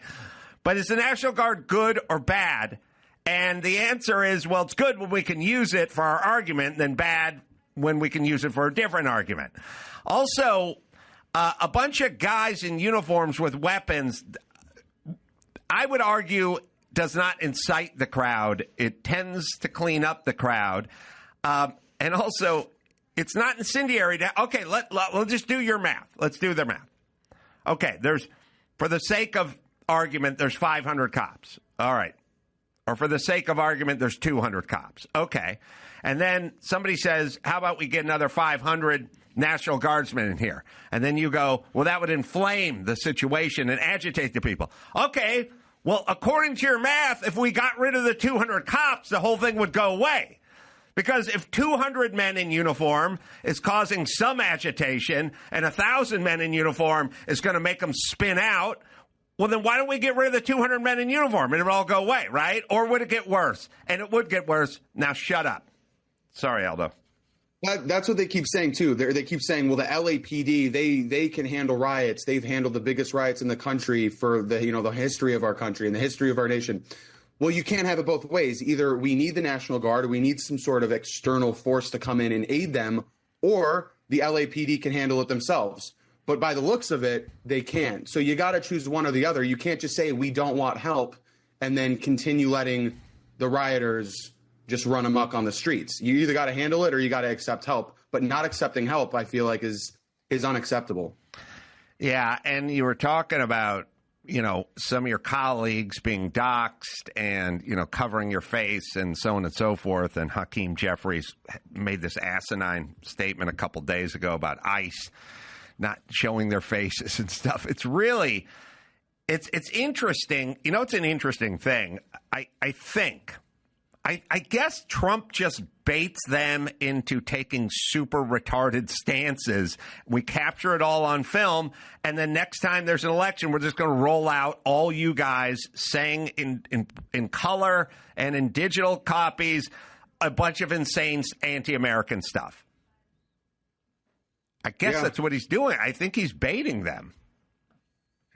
He's the king at it. He's the master, if you want to put it that way. Well, let's play devil's advocate here for a second, because I've been in Los Angeles my whole life. I work construction a lot of my life, and so you work with Hispanic workers. I mean, you work with dudes who work, who come here to work. I never knew which guys were legal, which guys were illegal. The guys I worked with were always just hardworking dudes, and they got along and they were fine and they had enough English and they were this they're just hardworking construction dudes with families and stuff like that. So, yeah, and when they get hurt, right, or when they have kids who need an education and they're in the country illegally, all right, they take out far more in government resources than they pay in through their taxes. Obviously, the Democratic argument is this is Trump just sort of, engaging and liberating his authoritarian impulses, and he's always wanted to do this. But that's not the argument I'm making. There's a middle ground here, which is that Trump is going too far because he doesn't have the historical grounding, or maybe doesn't think through some of these things in terms of the precedent. I'm not going into the police state argument. I think the Democrats hurt themselves when they make that argument. That doesn't mean that everything Trump does could be excused because the Democrats use the wrong argument to object to it. No. But I'm saying, and you mentioned this, Carl, the learning of, hey, let's not have a repeat of 1992 post Rodney King, right? And I guess the argument would be Gavin Newsom and Karen Bass, who were sitting there saying everything's fine. There's nothing going on. It was like, meanwhile we're watching this stuff, video clips of this stuff coming out of Los Angeles, and it didn't look like all was fine. Yeah. And so that's when I think Trump decided to act. All right. Well, guys, criticize him if you want. I'm going to talk to Susan Crabtree, our national correspondent, who's welcome back to Real Clear Politics on Sirius XM. I'm Andrew Walworth. I'm here with Thunberg, I guess is the right way to say it. And some humanitarian aid was intercepted by Israeli forces. Thunberg says she was kidnapped by the Israeli government, which responded by labeling the boat a selfie yacht and deported her. Carl, this is part of an international effort called the Freedom Flotilla Coalition. What do you make of Greta, and what do you make of the Israeli response? Well, I think Greta Thunberg is a dilettante, but I have the IDF or whoever it was in Netanyahu's government who came up with the selfie yacht thing. Once you heard that, you couldn't not think of it. And I thought, this is really what Trumpism is. It's no coherent political philosophy. It's labeling your opponents, especially the worst among your opponents, the most performative and superficial of your opponents, with a nickname that nobody can ever unhear. That is an excellent summary of Trumpism. Careful with these things right now. Is this what you really want to potentially cash in the House on? Yeah. I want to show you guys one more piece of tape, and then I want to bring you folks. Center has been Newsom and Trump, and they're back and forth. The mayor of Los Angeles, and of course, has least per influential position. But nonetheless, Karen Bass, the mayor of L.A., has had some role here, and of course, she is the face of the curfew. Here's Karen Bass, number 10. Why is she imposing a curfew if everything's just peachy? Blaming ICE for the problems that have occurred. Number 10. A week ago, everything was peaceful in the city of Los Angeles and in all of the representatives behind me in their cities as well. Things began to be difficult on Friday when raids took place, and it's important that I begin there because that is the cause of the problems that have happened in the city of Los Angeles and other cities. This was this was provoked by the White House. The reason why, we don't know. So, Lisa, she was not given very high marks for the aftermath of the fires. How visible has she been the last 5 days? And what do you think her posture is towards ending this? I think her posture is trust the police and trust the LA County sheriffs. Again, that's not her, that's a county job, but she's saying trust the police organizations that are trained in this sort of civil unrest, as opposed to bringing in any sort of military units. I think that's what she's primarily saying. And look, I don't want anybody surprised that there were raids. I mean, right, Rob? I mean, Trump has been saying that there were going to be workplace raids and that, yes, he emphasized the criminals, but we all knew that there were going to be, whether it was poultry, businesses in the Midwest or, pork farms or whatever. There are other places where we expected these raids to happen. Again, the amount of people that came out and protested the raids, and they were, and there was righteous indignation. I get it. But they swelled really quickly because of social media, right? But I don't think that the cops were overwhelmed. I think they would have been fine. I think the LAPD chief says that they were overwhelmed, but she knows better than the LAPD chief. She knows better than the cops, right? She says the cops are fine. The cops say we were overwhelmed. We were overextended. We didn't have enough resources to deal with this. But she knows better. Get right, Rob? Don't you agree? I think so. They've been right. Yeah, both these guys say that. Hey, they know better than the cops. They've been quoted at times and on camera at times saying they're not fine. Right. The LAPD chief said we're not fine, but Lisa and Rob they know better. Well, they themselves have said that during parts of the 5 days. They've said they are overwhelmed.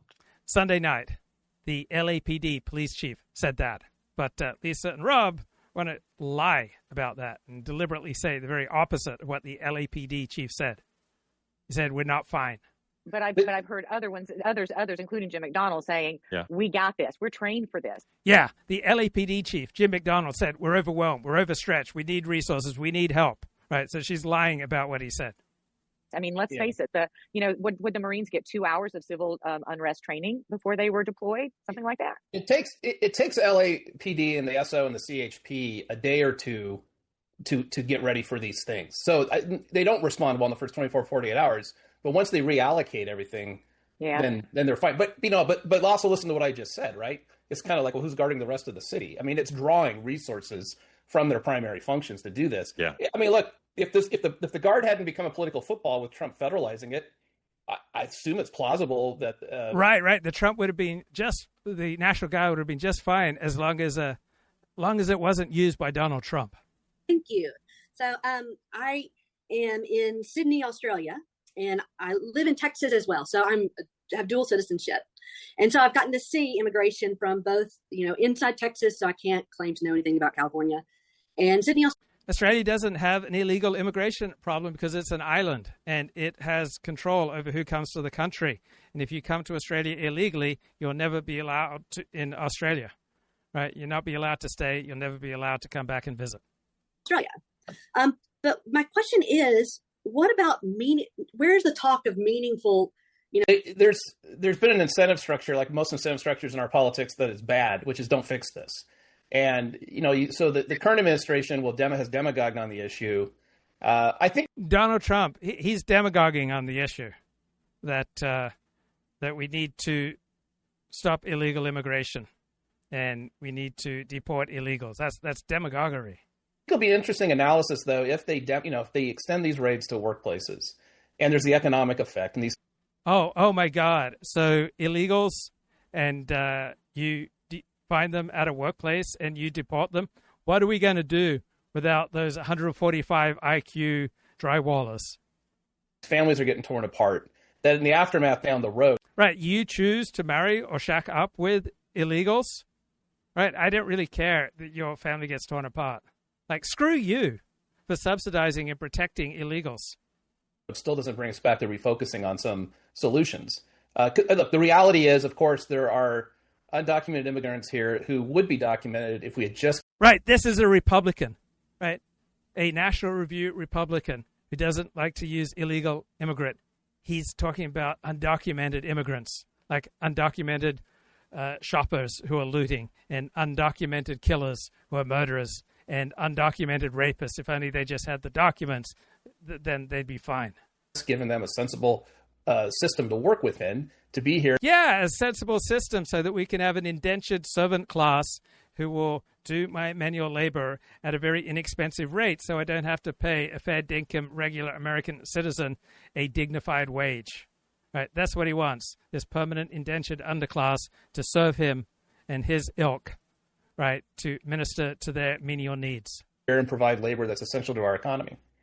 Yeah, I absolutely agree. Yeah, because labor, right, this is the argument he's making. Labor that is essential to our economy will not be done if we deport illegals.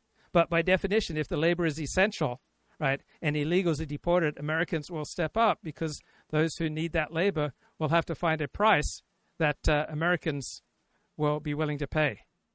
Right. This woman, Lisa, she wants this permanent indentured underclass. There are, but they didn't fix the system. You know, look, we used to have the Bracero programs. There could be, you know, we should have a meaningful guest worker program, right? Because why not have Americans work? Why not take care of your fellow American? Right. I don't know a kid that went to high school with my kid who's going to go pick strawberries bending over in the hot sun for $10 an hour. I went back to Australia after I graduated from 12th grade, and I eventually secured a contract where I was earning about $20, $25 an hour. Came back to California. I couldn't find any job that paid over $4 an hour because we had so much migration to California.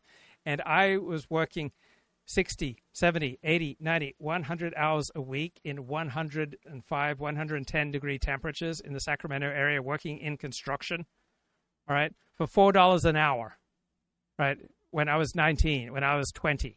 So plenty of people are willing to do it. Right now, instead of getting paid $10 an hour, they might need to get paid $18 or $20, right? There is a number, $20 an hour. How many American high school kids would be willing to work outside in the hot sun for $20 an hour or $25 an hour?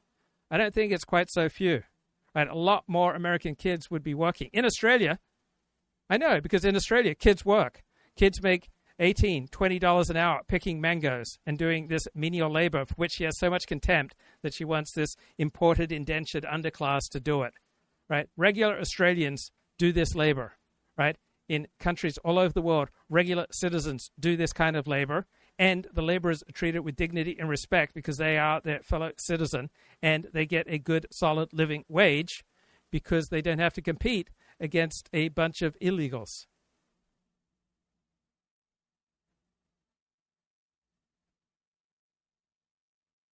Won't abandon law enforcement. If you're looking for a repeat of 2020, I'm sorry to say your dream is as dead as George Floyd. You don't know which George Floyd I mean. Even legal immigrants support Trump. Take it away, Harry. Immigrant voters, foreign-born voters, have gone tremendously to the right on this issue in 2024 and 2025 versus where they were in 2020. Closest to or trust more in immigration. You go back to 2020. Democrats, get this, held a 32-point lead on this issue. Immigrant voters were in the Democratic camp. Jump forward to 2024, 2025. Look at that shift, a 40-point shift to the right among immigrant voters. Republicans now lead on this issue by 8 points over Democrats. It makes sense. If you waited your turn, why would you be happy about a bunch of jerks cutting the line? So why are the Dems and the media shocked by this? Well, because unlike the left, immigrants don't shout their beliefs every time there's a break in conversation. Hell, I rarely even flex my muscles unless it's a conversation about my muscles. But the left lives in a bubble where they're at ease telling you their worst opinions, assuming the silence it causes is affirmation. It's not. So when their assumptions get shellacked, they're as shocked as Larry Kudlow when I electrocute his nipples. Hey, I wouldn't do it if he didn't ask. So to us, the riots are just a geographic version of Joe Biden. And that you see with your own eyes what's going on, and the left tells you you're nuts for seeing it. And that preserves their escalation hoax. You know, that by responding to riots, you escalate them.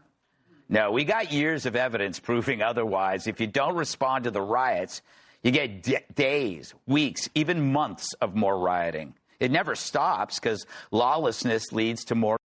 I loved Portland. I remember visiting Portland in 2001. I just fell in love with this peaceful, beautiful, safe, clean downtown Portland. And it has been trashed and tens of millions of dollars worth of damage because they allowed the riots to go on there day in, day out, day in, day out.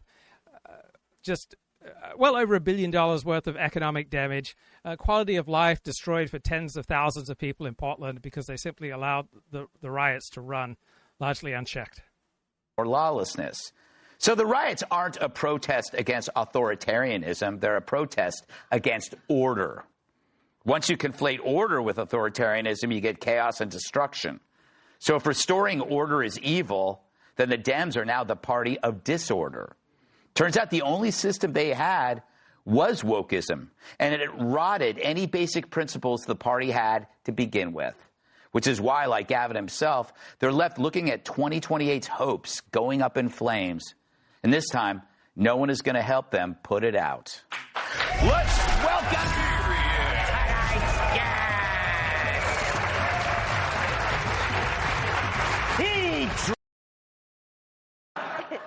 Good evening, everyone. So after her selfie boat was intercepted, aging spinster Greta Thunberg claims Israel kidnapped her. But that would be the first kidnapping in history where the kidnappers wanted to cut off their own ears. Elon Musk has apologized to Donald Trump, tweeting that he regrets some of his posts and that they went too far. As a token of regret, he's offering to impregnate a woman of Trump's choice. Still harboring a grudge, though, Trump picked this.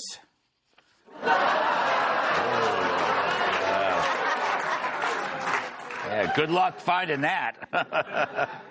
I mean, because she's gone. L.A. Mayor Karen Bass is warning rioters that the damage is so significant they won't be able to host World Cup soccer. I know. Finally, an upside to rioting. Bass also instituted an 8 p.m. curfew for Los Angeles. So everyone at Nickelodeon, get your fondling done by 7:55.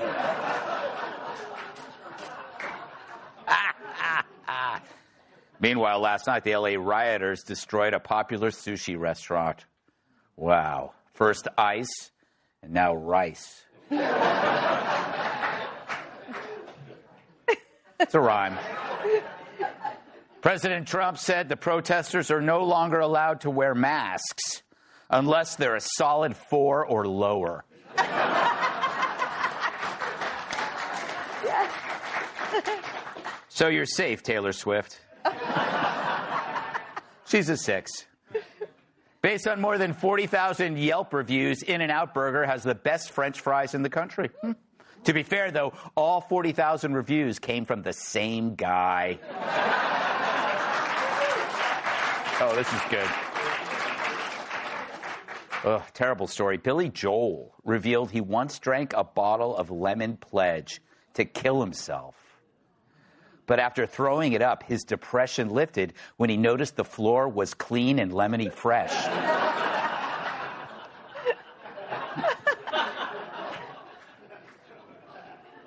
That's a good one. And finally, according to scientists, humpback whales are trying to send messages to humans. Yeah, and it turns out they even have their own TV show. Oh, you saw it coming. You saw it coming. All right. So as LA implodes, the Dems are trying to unwoke themselves. Politico calls it the Great Unwokening, a shift to the center as candidates try to clean their image ahead of a potential 2028 run. It's sort of like how Amber Heard doesn't poop on anything when she's in a courtroom. Their so-called evidence? Maryland Governor Wes Moore vetoed a reparations bill. Mayor Pete scrubbed his pronouns from social media. And before watching rioters torch his state, Gavin Newsom called it unfair to allow trans athletes in women's sports. But watching them try to rid themselves of woke is like watching a killer trying to wipe down the crime scene. But how can Dems do it if they still take the side of the assholes? While his city crumbled, Newsom ripped Trump's decision to deploy troops to quell the riots, calling it a brazen abuse of power. With that logic, the firefighters who put out the Palisades fires are tyrants as well. He claimed, what we're witnessing is not law enforcement, it's authoritarianism. Well, at this point, can someone get him and the Democrats a dictionary? One that's not written by a retard?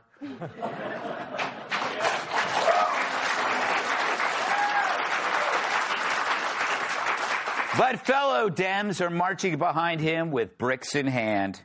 Nancy compared Trump's decision to, of course, Jan 6th.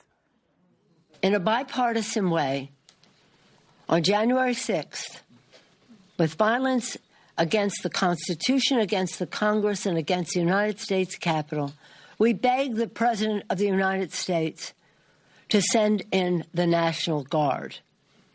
He would not do it. That statement is about as authentic as Dylan Mulvaney's landing strip. I don't know if she owned an airport. She owns an airport. Fact is, Pelosi held the Guard back, so Jan 6 could be more chaotic and uglier, which it was. But Republicans are different. Yes, if we held back the National Guard, L.A. would burn to the ground, and perhaps there'd never be another liberal governor or mayor again. But we put people before politics. The Dems, however, just keep the gaslighting train rolling. Right, Maxine? Nobody was shot. Nobody was killed. Get it in your head. Don't think that somehow, because they called out the National Guard, there was violence. There was no violence. I was on the street. I know. Sorry, Maxine. Something was indeed shot and killed, and it landed on your head.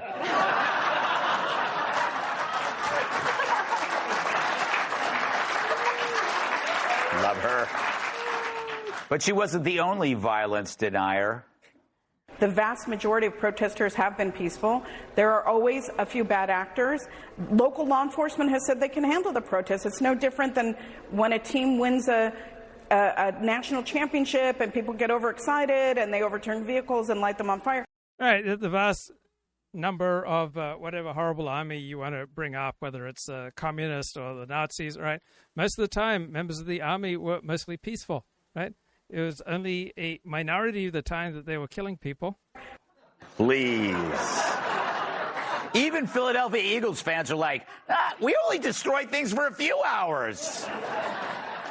So while Dems try to win back voters, they expand their opposition by labeling all law enforcement action as authoritarian. Pretty soon, their party will consist of Hamas, Antifa, and cat ladies. If a jeweler calls the cops to protect his store, the Dems will think, well, he's the problem. Like they did with pro-Hamas campus protests, BLM riots, and Daniel Penny. The only difference, Trump won't abandon law enforcement. If you're looking for a repeat of 2020, I'm sorry to say your dream is as dead as George Floyd. You don't know which George Floyd I mean. Okay, so we got a spicy rant here, I understand, from Mr. Adam Carolla. Who live in parts unknown. They think, oh, Los Angeles is burning or something like that. Los Angeles is big and sprawling, and there's places where you would have no idea there were even any unrest whatsoever. There are places in Los Angeles where you wouldn't think black people were invented yet. Certain places. Safe places. Good. I mean, different places. But you can go to La Cañada. You can go to parts of Orange County. You know, like, and all you don't see any graffiti. You don't see anything. You just see nice people walking their dogs. We call it Los Angeles as a collective, right? The reality is much different. Right. What you guys are seeing on TV around the country is downtown L.A. It's the stretch of the 110 freeway that goes through downtown. People blocking. The 101, yeah. 101. Yeah, they keep saying the 101, but I think they're talking about the 110 through downtown. There's a connector. Yeah, it's all in the same place. All right, first things first. My attack crows would break up that fucking group of crazed Mexicans and sympathetic white people in a millisecond. You're stopping the freeway. It is hard enough. I had a friend, we're over on the Valley. She had to get to LAX for like a flight from the Valley like yesterday at like 7. No can do. You're fucking up people's lives. My crows, done. Broken up. Number one. Number two, as I think about it, it pretty much works this way in life. All what the cops have is like the threat of lethality. They don't have the numbers. The crowd has the numbers. So there's 1,000 people marching or rioting or doing whatever, but there's only 100 cops. But the cops have guns. And there's the threat of you getting shot or something painful, negative, maybe causing death or severe injury from the small group. So if you want to a guy can hold up a bank because there could be 30 people in the bank, and one guy can hold up the bank, but because he's got a gun. Yes. But if everyone in the bank knows he can't use that gun, no more bank robbery. Mayhem, Good go metaphor. kick that guy's ass.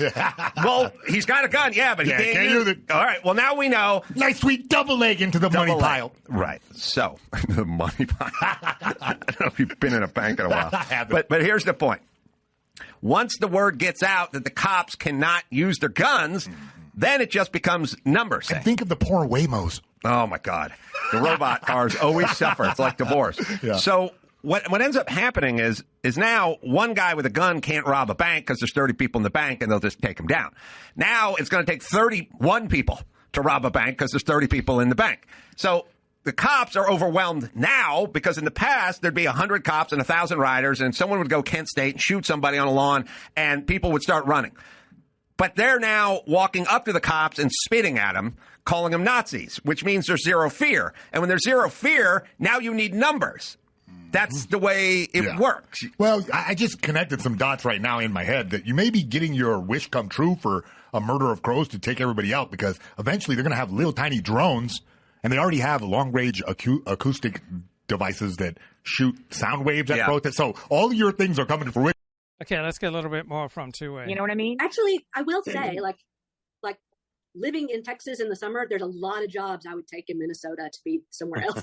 So I do know people, like I see that all the time here in Australia, where you've got people that are on backpacker travel visas. And Australia doesn't have illegal immigration, so it's the best place in the world for the average bloke. Right? The people who come here on immigration visas and pick and do manual labor in Australia, they get a decent wage, right? Which Lisa and Rob hate. They hate the idea of Americans having a life of dignity and getting paid a decent wage. If only the subservient perennial underclass escapes its place, what a disaster that would be. Like, God forbid that we should pay Americans a decent wage. Let's just keep this servant class, working for us cheap. And Australia is like, hey, we'll give you another 6 months here in the country if you go pick our, strawberries. And so there's absolutely no reason why Americans cannot pick strawberries. Americans would be thrilled to pick strawberries if they were paid well enough. But Rob and Lisa want to keep a ton of illegals in this country, right? So regular Americans can't have a dignified living doing farm work. Really? German engineering students out there, in Queens. You have Australians picking strawberries. You have Australians picking mangoes. You have tons of Australians doing farm work. This is the norm in most countries that don't have illegal immigration. Their citizens do this work, this menial work, for which they get a dignified wage. And that's what we could have in this country if we simply dialed back the immigration. Queensland picking strawberries. So, there's things that you can do. And quite frankly, San Joaquin Valley. To spend a summer in Kern County. I started my reporting career in Bakersfield. You couldn't pay me enough. You know what I mean? And I'm not talking about picking in the fields, but these are real. I worked in Sacramento in construction where the temperature was over 100 degrees for like 50 days in a row. And I did it for $4 an hour. And I kind of liked it. And Americans would do this kind of work if they are allowed to make a dignified wage. And they're only going to get that if we dial back the immigration. The conditions there are abhorrent. That the housing abhorrent, really. There's the wages and everything else. Look, if it had been possible to get a bunch of high school kids to go pick, we're picking food for America right here. There's just not, Seriously, you don't think high school kids do this all over the world? They would do it in America too, if we didn't have illegal immigration, so that the high school kids could get a dignified wage, right? High school kids working McDonald's for minimum wage. You don't think that they would do this outside work for, say, $5 extra an hour? Well, if you want those conditions to improve, and look, you hear stories here in Australia as well, but I would say that, we have the ability to improve our technology. We have the ability, and that they're just not doing it. They're not doing it. That's right. No. Leslie, thank you. Appreciate it. Into the community and conduct these raids. And when they conduct these raids, they are going to... Lisa, and thank you for being part of Two-Way. Thanks for inviting me in. I'm in Peoria, Illinois. And, I think one thing that's missing in the coverage of the story is these raids are taking place because California made a policy choice. They refuse to honor ICE detainers for criminal illegals.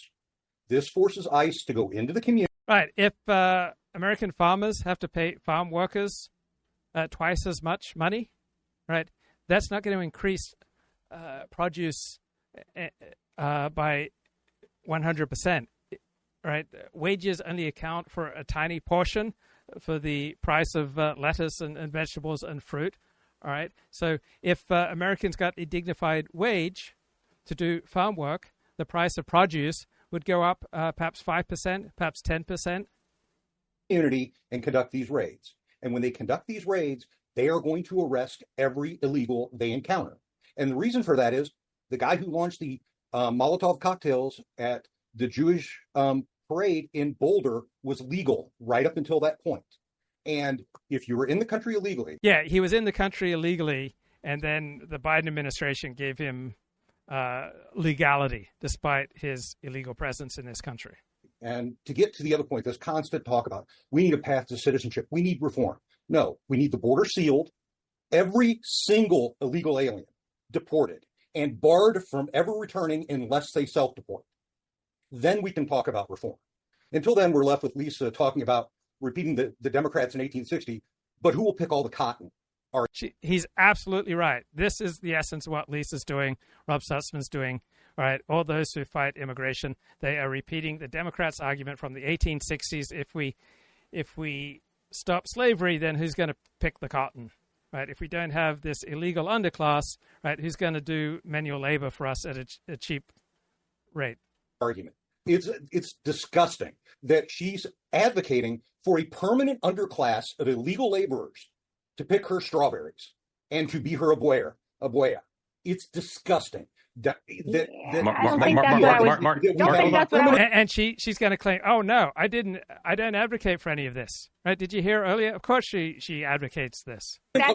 Mark, hold on. First of all, disgusting. And I can tell you that there are people who are doing jobs who are here without paperwork.